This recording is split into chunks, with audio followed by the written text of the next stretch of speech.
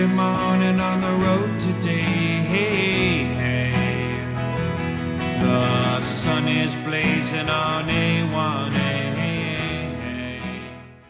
Hi, Angel here. And Vampyresskiss. And today we're talking about something that is, I'm not going to say it's near and, well, part of it's near and dear to my heart because protecting animals is always near and dear to my heart. But we're going to talk about how some things are really dangerous, and they're things that we run into here where we live more than, other things, because there's lots of things that are dangerous for animals. But we're just going to talk about what we notice more often than not. Okay, now the other day, Jamie was out walking the dog, and these had floated into our yard. They both had helium in them, and they had wrapped around something in the yard. And I sent Angel out there to go get them because I knew right away you don't want mylar or latex balloons floating around because they're dangerous for animals. Now, if you look on the internet and you look up the balloons, they say you should puncture them and then dispose of them. Well, I really don't think that that's good enough, in my opinion, because I still think that even if they're punctured, as a whole, they're still dangerous. I know for a fact this is dangerous because I hate to tell you how, I'm sorry, Angel, I didn't mean to do that. I hate to tell you how many times David has brought in a goose or a duck, even a chicken. Or even a dog.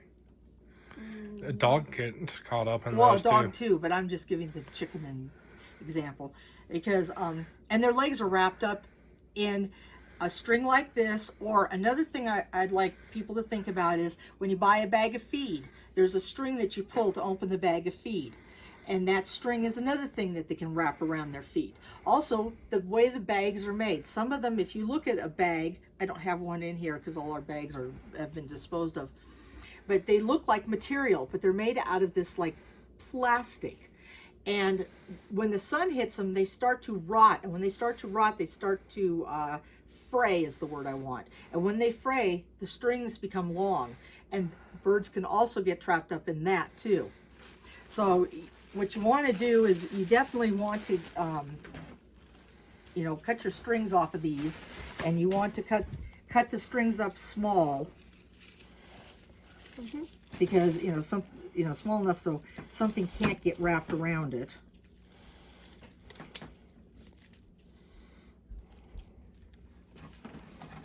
And then I'm gonna have Angel do this. Well, I keep talking, but just cut those balloons up into smaller pieces. And what I want you to do, this is what we're gonna do. This was my idea. I don't know if this is a good idea or not. First, we want to take this off because as it starts to deteriorate in the sun, this is going to come off, even though it is stuck on here. And I want to put this inside here. And then what I'm going to have Angel do is I'm going to have him put the balloons in here too. And then I'll show you what we're going to do with that. Yeah, I need to cut them all. And you can actually put these in there too, as much as you can, all that stuff. Did you want to help me cut them?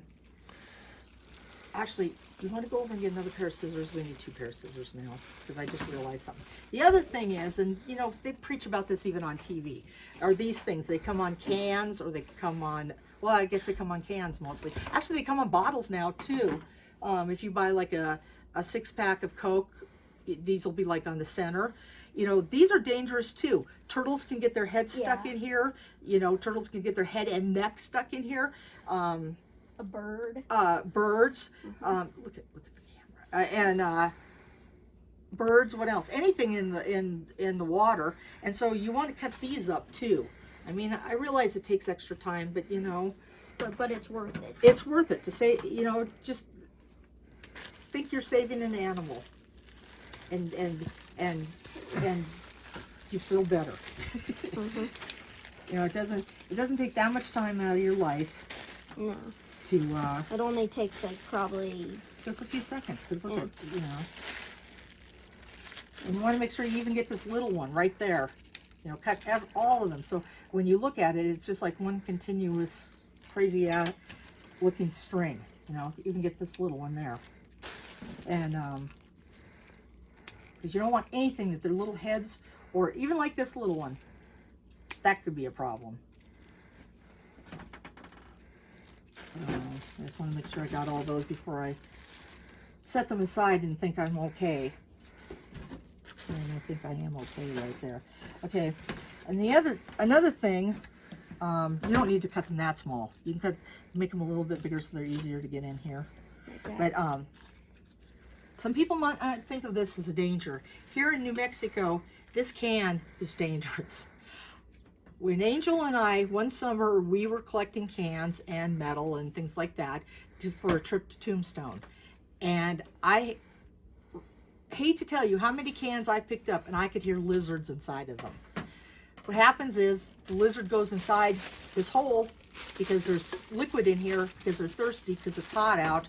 And then when the lizard gets in there, it's like the lizard doesn't seem to know how to get out. I mean, maybe some of them can get out, but not all of them can, because I've actually had to tear these open to rescue the lizards. Did you want to say something, Casey?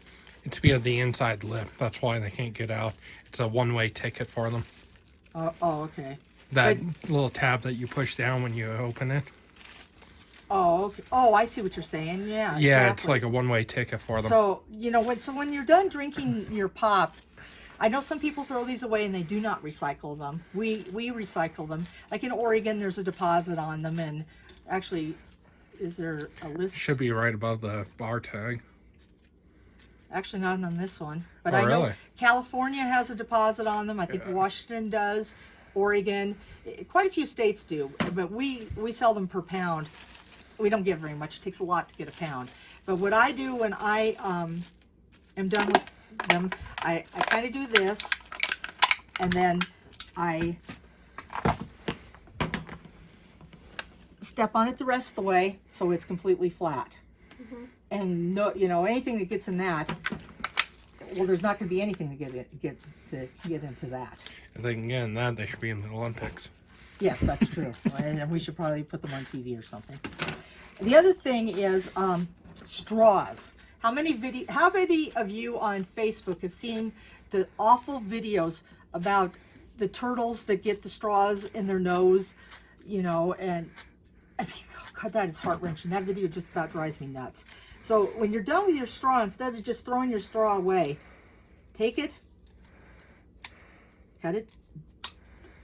These have that little collapsible thing, so that was why it was hard to get up there. Do that. Oh, it flew. Oh, it flew again. Here. And cut it smaller and do the same thing. We're gonna put it in here. Okay, here's one more. Yeah. So here, put some of these in here. We're not gonna be able to get these all in here. We're gonna have to find another bottle, but I want to show them what we're gonna do. The other thing, you know, this is probably just about as dangerous. You know, if a mouse got in here, which believe it or not, a mouse can get through a hole as small as that. A small snake, a lizard probably, if it can turn around, it probably would get out. But a snake, maybe not as likely. A snake probably get wound up in there and get trapped. You know, like on the last video we did, I said why I bought these. They're for my fire cider vinegar. But if you're not, you know, recycling them in such a manner, take them to the recycling center where they break them and they melt them down and they make more glass out of them. You know, you're not only, you know, saving the environment, you're saving, you know, our friends out there, the animals.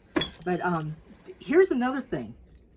Casey crushed this just before we started filming, but a bottle like this, not everybody that drinks these bottles puts these caps back on them. This here is just as dangerous and just as bad. Well, the reason we crush them is because then something's not going to run over them and pop that lid off there and make it dangerous in the future. And so we put the lid back on there, and you have to crush it before you put the lid on there. But that's what we're going to do with this here. We're just going to do this so we can do it for the video. And I'm not as strong as Casey, and this happens to be a lot thicker than what I'm used to doing. But you see that he was putting that stuff in there. We're going to continue putting this stuff in another bottle. And then we're going to put this lid on here like this. You can step on these too. And even if it does kind of come undone, the likelihood of somebody stepping on that and causing this to pop off there is very low, because you've already got Yeah, it's squished. Yeah, it's squished. The explosion part of it is out of there. And even if you're not putting things in these bottles, just do that so that the bottles, they take up less room in your trash too. I mean, it's better not to use these bottles at all, because they're not good for the environment. You know, buy a big jug and then drink glasses out of, glasses of water out of them. But there was some things that I seen on the internet that I thought were fascinating, and I wanted to say something. When you do a mass like ascension of balloons, they say that when they go up in the air, only 10% of them will bust. So the other, or the 10% don't bust. I'm sorry, I had that backwards. So you've got 10% of the balloons that you've released out there floating around can end up in the water. I mean, it's bad enough they're going to end up someplace they shouldn't end up anyway. I mean, it's best not to even, be part of anything like that where you release balloons. Second, what these do is they block, like dolphins' stomachs. They can block them, whales, any kind of sea life, fish, I imagine animals. And not only that, I did not know this, Casey knew this, Mylar can conduct electricity too.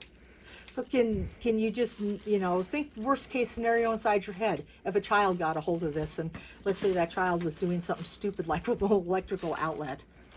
You don't know. If you can think of it, it can happen. Just remember that. We talked about the ties on the top of the foods, right? One thing that we don't have an example of is a zip tie. When you have a zip tie, make sure that you don't leave it like halfway zipped, like maybe it slipped off of something and where it could actually be zipped some more, or even in a zipped position where it's stuck. Take and cut that, because I'm sure that just about anything you can think of could get their little head stuck in there, and who knows, maybe something could happen and the zip tie could strangle them to death. I don't know. If, like I said, if you can think of it, it can happen. And I just want you to think about these things, and take some time out of your busy day to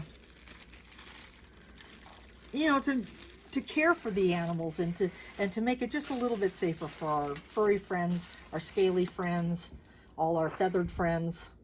Mm-hmm. And I know Angel and we do. Mm-hmm. And you can do it too. So what do you want to say to them? Like, subscribe, turn on the notification bell, and share, and like the video. Give it a big thumbs up. And also, be kind to each other. And remember, always, one soul.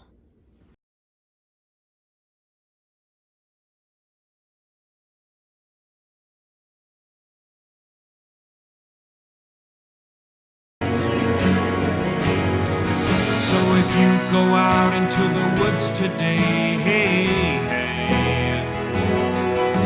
beneath